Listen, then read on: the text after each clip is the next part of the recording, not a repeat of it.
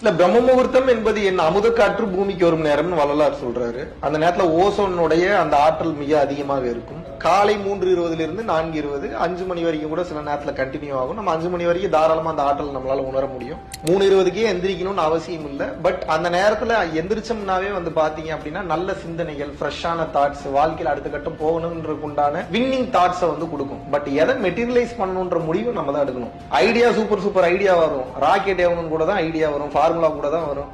Materialise யாரு பண்றாங்கன்றத பொறுத்து தான் அவங்க இந்த உலகத்துல எந்த தன்மையில இருக்காங்கன்றது. சோ ஒரு நல்ல யோகியோ இல்ல வாழ்க்கையில நான் அடுத்த கட்டம் போகணும்னு நினைக்கிறவங்க காலையில 3:20 பிரம்ம முகூர்த்தத்துல இருந்து சுகம் தவம் பண்றாங்க.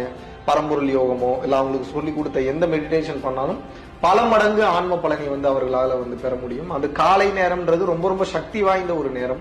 நம்ம மெடிடேஷன் பண்றோமோ இல்லையோ 4-5 மணிக்கெல்லாம் எந்திரிச்சிட்டோம் அப்படின்னா வாழ்க்கையில ரொம்ப ரொம்ப நல்லது நமக்கு.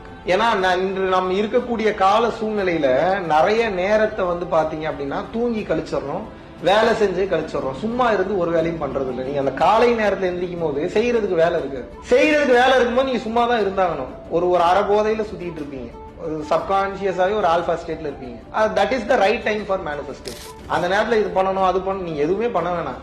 உங்களுக்கு எது வேணும் எது வேணான்றதை அந்த நேரத்தில் அதுவே ரீகோடிங் பண்ணி ரீப்ரோகிராம் பண்ணி ரீஅலைன் பண்ணி அவசியமானதை அதுவே சீக்கிரம் கொண்டு வந்து சரி எந்திரிச்சிங்கன்னா போதும். இன்னும் சக்தி வாய்ந்த இனிஷியேட்டட் மெடிடேஷன் நீங்க ஏதாவது பண்றீங்க, ஒரு சித்த வித்தையோ இல்ல கிரியா யோகமோ வாசி யோகமோ பரம்பொருள் யோகமோ ஆனாபானாசதியோ விபாசனாவோ எந்த பயிற்சி நீங்க பண்ணீங்கனாலும் இன்டூ ஒரு 100 டைம்ஸ் 200 டைம்ஸ் வந்து உங்களுக்கு பலனை வந்து கொடுக்கும். ஆக்சுவல் பிரம்ம முகூர்த்தம் அகத்தியர் என்ன வந்து சொல்றாங்கன்னா 3:20 to 4:20 கூட கிடையாது, நடுராத்திரி 12 மணி சொல்றாரு. யாருக்குமே மேக்சிமம் தெரியாது, அது ரொம்ப மறைமுகமான குறிப்புகள்ல வந்து எழுதியிருக்கிறாரு. மிகப்பெரிய விஷயத்த சாதிக்கணும்னு நினைக்கிறவங்க நடுராத்திரி 12 மணிக்கு உட்கார்ந்து மெடிடேஷன் பண்ணி அந்த மெடிடேஷன் முடியும் போது ஒரு வேண்டுதல் ஒண்ணு வச்சாங்கன்னா மிக சிறப்பாக வந்து இருக்கும்.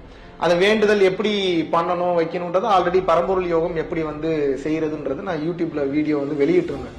சோ இப்ப சேனல் இல்லாதனால அதை வேற யாரோ எடுத்து போட்டிருக்காங்க. நீங்க சர்ச் பண்ணீங்கன்னா நிறைய வீடியோஸ் வந்து கிடைக்கும், நீங்க பாத்தீங்கன்னா தெரியும்.